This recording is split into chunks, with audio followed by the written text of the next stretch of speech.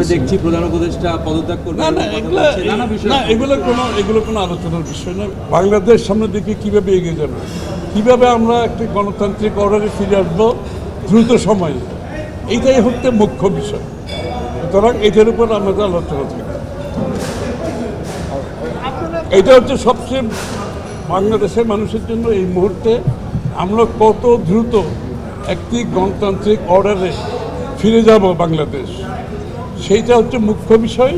এবং সেটাকে এগিয়ে নিতে গেলে আমরা কত তাড়াতাড়ি নির্বাচনের দিকে যেতে পারবো।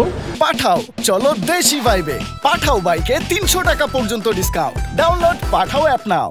এবং তার সমাধান তো আপনি গণতান্ত্রিক অর্ডারে যদি যেতে হয়, আপনি নির্বাচন ব্যতীত সেটা তো সম্ভব না।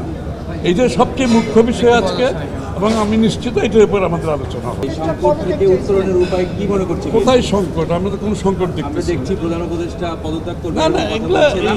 এগুলো কোনো আলোচনার বিষয় না। আলোচনার বিষয় হচ্ছে বাংলাদেশের আমরা যত দ্রুত গণতন্ত্রের পথে এগিয়ে যাব এবং গণতান্ত্রিক অর্ডার ফিরে পাবো, একটি সুষ্ঠু নির্বাচনের মাধ্যমে বাংলাদেশে একটি নির্বাচিত সরকার, একটা সংসদ হবে যারা জনগণের কাছে দায়বদ্ধ থাকবে, জবাবদিহি থাকবে, এবং যার জন্য গত 16 বছরে বাংলাদেশের মানুষ যে ত্যাগ স্বীকার করেছে তার অপেক্ষায় বাংলাদেশের জনগণ আছে।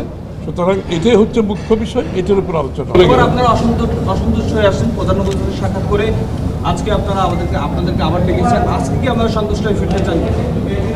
না, আমাদের সন্তুষ্টির ব্যাপার এটা। দেশের মানুষ, দেশের জনগণের যেই জন্য মানুষ ত্যাগ স্বীকার করেছে, জনগণের সন্তুষ্টির জন্য আপনার রাজনীতি। আমাদের রাজনীতি জনগণের সন্তুষ্টি, জনগণকে সাথে নিয়ে আমরা রাজনীতি করি, এবং তাদের কথাগুলো আমাদেরকে বলতে হয়, তাদের প্রত্যাশা আমাদেরকে পূরণ করতে হয়। সুতরাং সেই প্রত্যাশা পূরণে জাতি যেটা করছে সেটা তারা ভোট দিয়ে একটি সরকার নির্বাচিত করতে চাচ্ছে, যেই সরকার তার কাছে দায়বদ্ধ থাকবে, জবাবদিহি থাকবে। এটাই হচ্ছে পরিষ্কার ব্যাপার। এটা যত দ্রুত সম্ভব। ডিসেম্বরে যেতে হবে কেন?